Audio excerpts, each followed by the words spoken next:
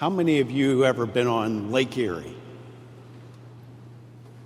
There's a few people here. Lake Erie. It's 35 feet a lot of places. Now, if you go to New York, Lake Ontario, that's about 200 feet deep. It's a little bit deeper, but you know, when you're on a boat and you got 6-foot swells, it doesn't matter if it's 200 feet or 10 feet, you could still die in 10 feet of water, just like 35 feet or 200 feet of water.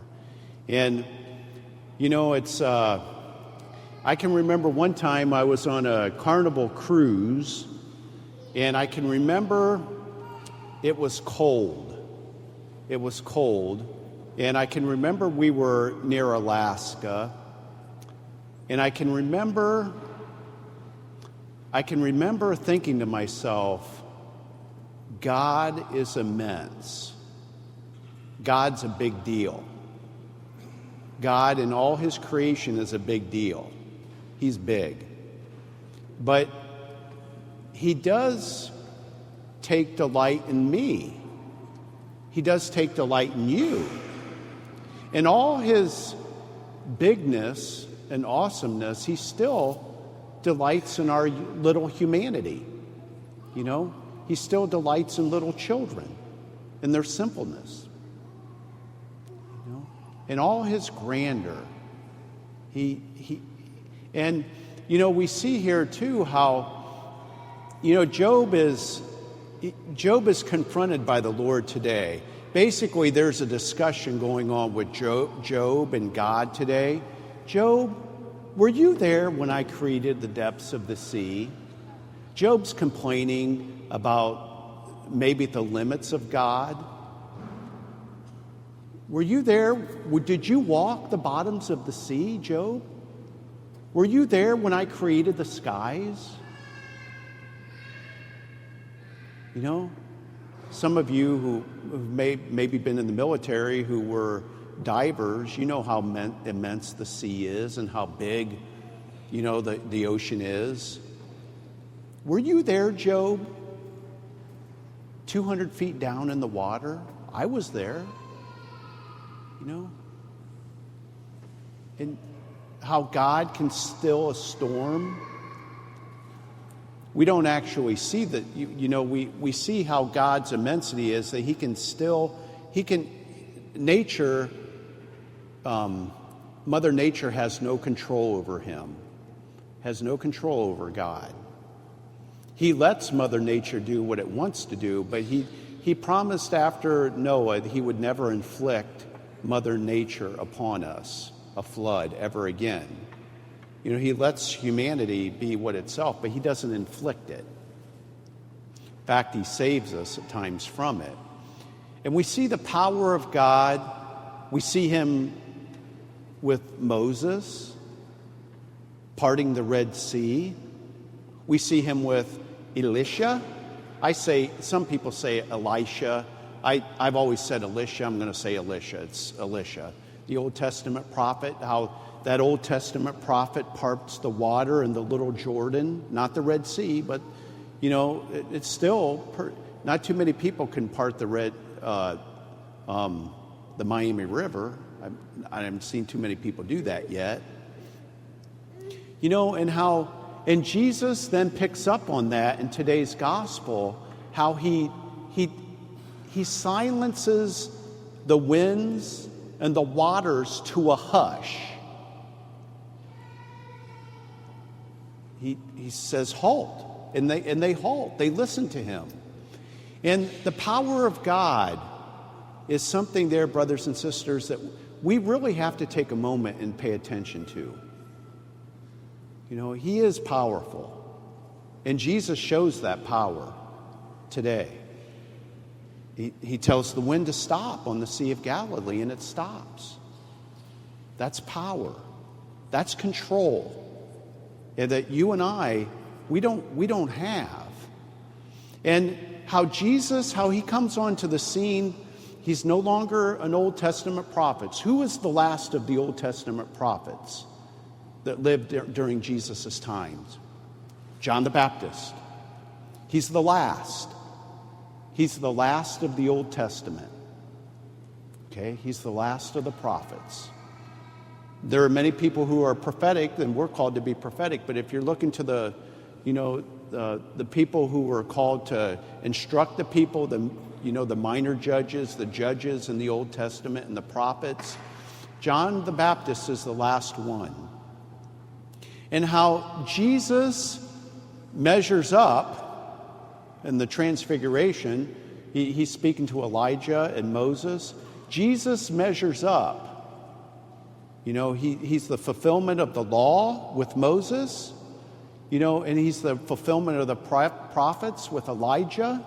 Jesus measures up to everything that the Old Testament has to offer. He accomplishes every obstacle, every test that's thrown at him. He says he passes with flying colors. And Jesus comes into our time. Jesus comes into our time, brothers and sisters, and we see in the Catechism that in our time, before Jesus' second coming, either we're going to die or Jesus is going to come again, one or the other, that the church will not be church triumphant.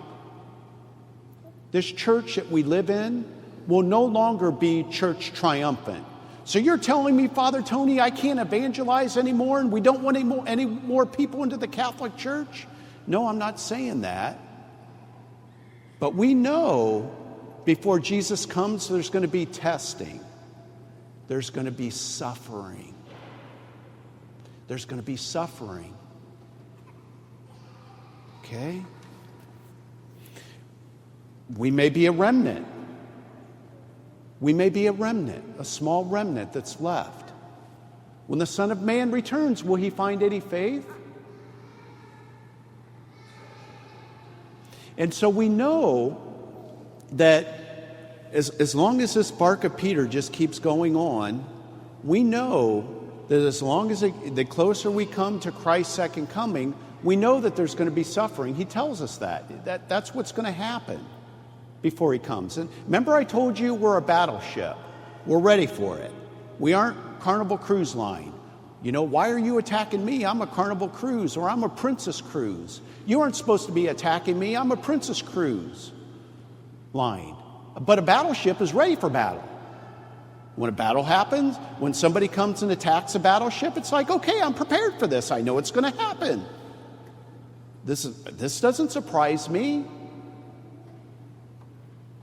And so we know this stuff, brothers and sisters. We know you being a Catholic Christian, you're in a battle. Don't blend in. The Hellenists did that. How'd that work for them? They even tried to undo their circumcisions, the Hebrew people, to look just like the Hellenists, the Greek Hellenists. It didn't work for them. Okay? We're different as Christians. We live in the world, but we're not of the world. We in the Old Testament, we keep seeing the Hebrew people trying to side with the Egyptians as if the Egyptians are going to save them. That was wrong. They should have never did it. And in this time, we can make the same mistake thinking that some political party, some social justice group, some person is going to save us. And they aren't. We got to suffer. If you're a Catholic in the Catholic Church before Jesus' second coming, that's what's going to happen. As long as this cruise liner, bark of Peter, keeps on the water. Sure, you'll have moments of consolation. You'll have moments of maybe peace and joy. But that's not guaranteed your whole life. So I'm just supposed to suffer all the time?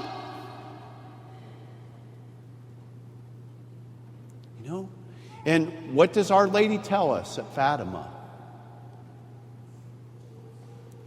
When the time comes, your consolation will be the rosary and the Eucharist. You're looking for 2 silver bullets. Your consolation at the end times. Oh, don't talk about the end times, Father Tony. Well, it's going to happen one way or another, so you're not supposed to be ready for it? Your consolation, even here on this earth right now, is the Eucharist and the Rosary. St. John Bosco, there's that image of St. John Bosco. He had this vision. And in this vision, there were two pillars, a large pillar that had the Eucharist and a smaller pillar that had Mary. And the bark of Peter, the church, was chained to both pillars.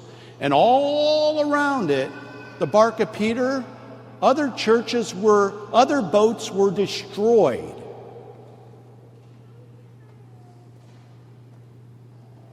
You know, if we cannot accept God's grace and His consolations now, what makes you think when you die that you're going to accept any type of consolation God gives you at the judgment day when He judges you face to face? If you're used to toughing it out, well, I can just deal with this myself. I'm a tough guy. I'm tough. If you're used to taking that route all the time, what makes you think at the end of your life that you're going to have a change of attitude? There are times when we can't control our environment, and you deserve peace. Our Lady of Fatima said, you want peace? Pray the Rosary. If you want peace. Well, maybe some people don't want peace. And so then they're going to make my life a living hell. And so I'm supposed to be living in chaos because you want me to live in chaos. So I prove to you that I can live in chaos. Are you satisfied? See, that's a sadistic attitude too. So as God's church, problems are going to come. You don't even have to look for them.